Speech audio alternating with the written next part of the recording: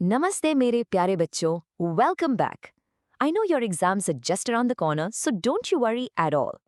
Today we are going to make this chapter on India's elections so simple that scoring full marks will feel like a piece of cake. Let's jump right in. You know, when India got its freedom, our great leaders did something truly amazing. They decided to trust every single person in this country. And this bold experiment he's talking about, it was basically giving every single adult a superpower, the power to vote and choose their own future. And when do we use this superpower? During our general elections. But in India, an election is not just some boring, formal thing. Oh no, it's like a giant mela, a huge festival that the whole country celebrates together. It's the biggest festival of democracy in the world. Just look at this. You can almost feel the excitement, can't you? People from every corner of our country, from different religions, speaking different languages, all coming together for one single purpose. This is what we mean by the festival of democracy. It's everyone celebrating our power together. Okay, but hold on a minute. 140 crore people. That's a massive number, right? So how on earth does a country this huge choose just one team to run the whole show? It sounds almost impossible. But the answer, my friends, starts with a very simple, very powerful idea. And that answer to that huge question, well, it all begins with this one single idea, the foundation of our democracy. It is, like I said, your very own superpower. Let's figure out what it's all about. Now, this is a super important keyword for your exam. Universal adult franchise. Let's break it down. Universal means for everyone. Adult means you have to be 18 years or older. And franchise? It's just a fancy word for the right to vote. So our Constitution promises that if you're an Indian citizen and 18 plus, you get to vote, period. Doesn't matter what your caste is, what your religion is, or how much money you have. And this is the golden rule, bachcho. This is what makes it so beautiful. The vote of the Prime Minister of India has the exact same value as your vote will have. The richest businessman's vote has the same power as a farmer's vote. One person, one vote, one value. It's all about equality. Okay, all this big country talk can be a little confusing, right? So let's do something fun. Let's shrink this entire giant election down to something we all know very well. Electing our class representative. This example from your book is going to make everything super clear. So, think about it. You have your candidates, right? Amit, Gurmat, and Ravi. They all make promises. I'll get a longer games period. Then you have Mrs. Usha, the teacher, who is like the referee making sure nobody cheats. She's the election officer. And then you all vote secretly, so nobody knows who you voted for. In the end, it's simple. The one who gets the most votes, Gurmat, becomes the class rep. Easy peasy. All right, you understood the class election, right? Perfect. Now let's just take that same simple idea and hit the zoom out button all the way out. Let's see how this exact same process works for the entire country. Check this out. Your classroom is just like a constituency in India. Your candidates, Amit and Ravi, they are like the different political parties. And your super fair teacher, Miss Usha, she's like the Election Commission of India, the big boss that runs the whole show fairly. And you, the students, you are the wonderful citizens of India. See, it's the exact same thing, just much bigger.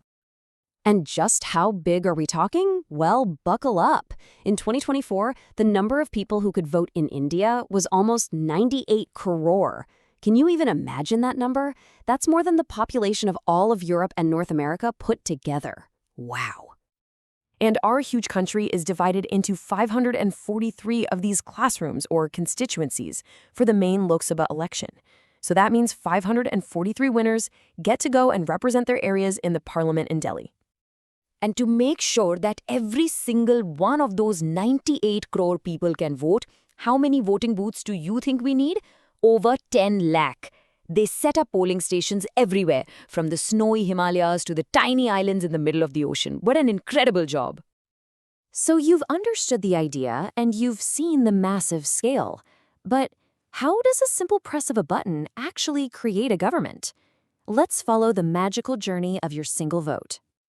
This is it, the famous EVM, or electronic voting machine. You'll see the candidate's name, their party symbol, and a blue button next to it. All you do is press the button for the candidate you choose. You hear a little peep sound, and that's it. Your vote is cast. Simple as that. But wait, how do you know your vote went to the right person? For that, we have this little machine next to it, the VVPAT. Think of it as a receipt machine. For a few seconds, you'll see a little paper slip with the symbol you voted for. It's proof that your vote was recorded correctly. This is super important to make sure everyone trusts the system. Okay, quick confusion buster. We vote for MPs and we also vote for MLAs. What's the difference? It's super simple. Think of an MP as a player for Team India. They go to the parliament in Delhi to make decisions for the whole country. An MLA is like a player for your state's IPL team. They work in your state capital at the Vidhan Sabha and focus on your state's issues. Both are important, just playing in different leagues. Now, what happens if no single party gets a clear majority? What if no team wins? Well, it's just like a group project in school. If no one can finish it alone, a few people team up to get the job done. In politics, this is called a coalition government. Different parties join hands to form a government together. See? Teamwork. All right, bachcho, let's get into full-on exam mode. You've understood the whole story. Now let's see how to write the perfect answer to get those full marks. I am going to give you a ready-made answer. Ready? So imagine this exact question appears in your social science paper.